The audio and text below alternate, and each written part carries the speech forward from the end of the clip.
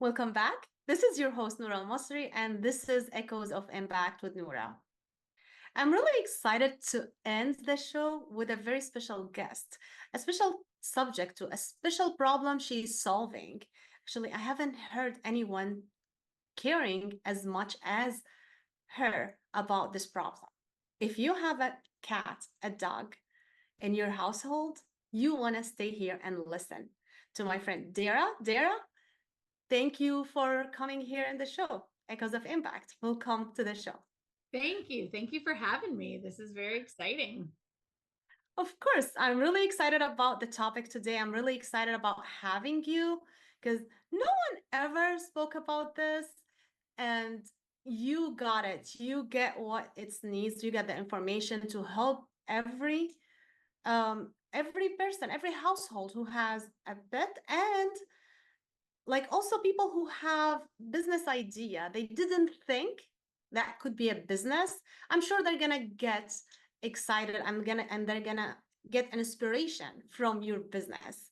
So Dara, can you introduce yourself for the audience really quick? Sure.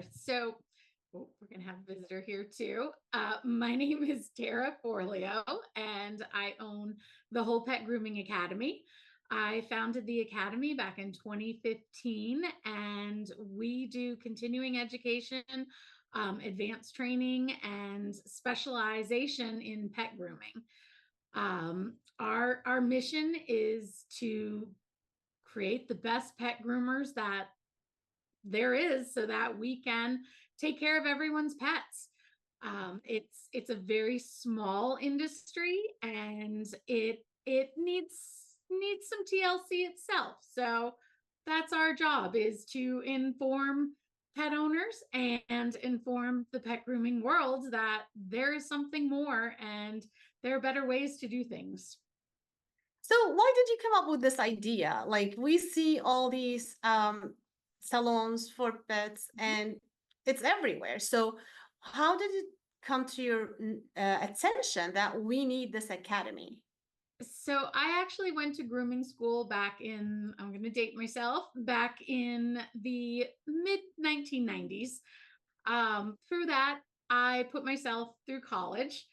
Um, Pet grooming was never supposed to be my full-time career, actually. And I ended up falling back on it back in 2006. I had lived a completely different world and worked in a different industry. But when I moved across the country, I had to shift gears and reform myself and refine myself. So I fell back on pet grooming and I started my own business. I knew I wanted to be an entrepreneur. I knew I wanted to work for myself. And so I started growing businesses, selling them, and just needed to take it to the next level. There's not a lot of education in our industry. There's not a lot of there's no formal governing. So for us as pet groomers to enhance our skills, there wasn't many options. And I wanted to be one of those options. So I worked with the Department of Education and the Department of Labor and opened the school. That's amazing. So what's the need? I know you mentioned there's not a lot of options for education, but like me thinking from outside, Yeah. like can't just anyone do grooming if they know how to connect with pets, with cats, with dog, whatever they're working with? Can't anyone just do it? That's the problem. Anyone can just do it, and you don't have to be skilled at it. You Okay. can start in your house and watch YouTube and call yourself a pet groomer. So that is why we're here. We are here to give the pet groomers that are looking for that elevated education, that are looking to take themselves to the next level, that are looking to really enhance their clients at the top tier of the industry. And that's who we're looking for. And that's who find us, the pet groomers that find us and the owners that look for us. They're looking for our graduates because they know you've You kind of got to look at it from an area of self-taught, which is wonderful. Everybody has to get their start somewhere. Corporate trained, you have to get your start somewhere, but you have to continue it and maintain it and move forward. We want to consider, and we want to be that Ivy League school. We want to be considered the top tier school of what we do and who we're seeking, and that our graduates are elevated to that level.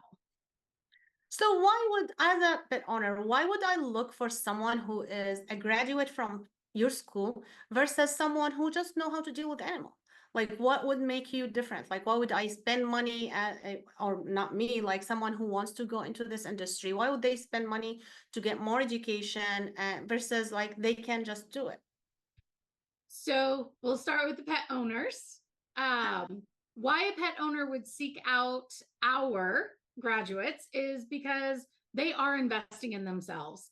When you go to a restaurant, you look for that high tier. You look to make sure that that restaurant is clean and neat and organized. Your hair salon, your nail tech, your massage, everything has its level of cleanliness. And so, you know, that a student or a graduate coming from our school has been through the top training that is offered in the industry.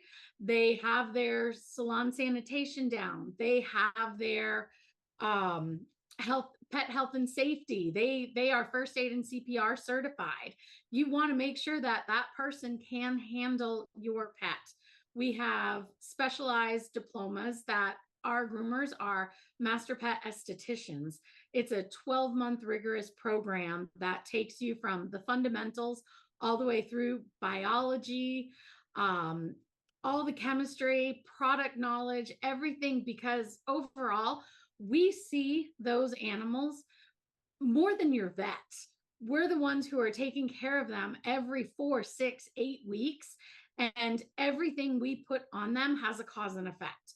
And if you don't know what that cause and effect is and what it's doing to the internal side and the feeling and everything, the emotional needs of the animal that you're working with, it can be very scary to think about who and where you're leaving your pet. So, looking for somebody that has the credential titles of formal education is so important. And it just really highlights the people that are and the groomers that are taking the time to do this. They're seeking us out for these specialized. We So have you mentioned offline that there are pets who die on those salons. I never heard of this before. So can you highlight this a little bit? Because people like, let's still like, they don't see maybe the value of having someone who is having that knowledge, being certified, if they didn't notice, or if they didn't actually see someone who suffer from consequences. yeah. So can you talk more about this?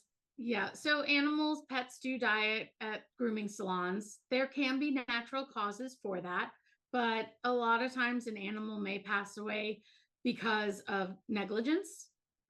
They've been left in cage dryers and they overheat, and that causes them to dehydrate. Um, they can fall off the tables. They can choke and hang themselves if somebody leaves a room or leaves an animal on the table. The weight of them and the way that their necks, just not being able to tell when an animal is overstressed and when to stop the groom, when to stop doing what you're doing, because it's not worth a perfect picture for that animal to be so stressed on the table and you focused so much on creating the perfect haircut. It's got to be about them first and you later.